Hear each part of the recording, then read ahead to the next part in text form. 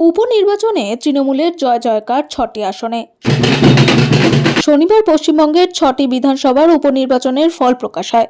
৬টি বিধানসভায় বিপুল ভোটে জয়ী হয় তৃণমূল কংগ্রেসের প্রার্থীরা। ফল প্রকাশের পর রাজ্যের শাসক দল রাজ্য জুড়ে উন্নয়নের জেরেই তৃণমূলের কংগ্রেসের জয় বলে দাবি করেন।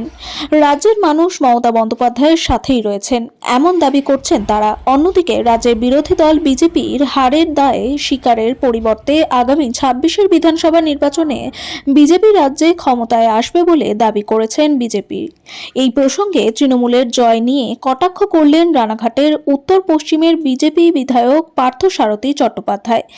তিনি কি জানালেন আমাদের শুনে নেব। ভালো সারাই আছে, ভালো সারাই আছে। আমাদের লাস্ট ইয়ারে যেটা হয়েছিল লাস্ট টার্মে আর কি, তার থেকে বাড়বে এক্সপেক্টেড। উপনির্বাচনে ৬টায় ৬টা কি বলবেন? উপনির্বাচন কি নির্বাচন হয়নি? এই রাজ্যের কোনো নির্বাচনের মধ্যে হয়, বিশেষ করে উপনির্বাচনগুলো তো গায়ে জড়িয়ে পড়ে।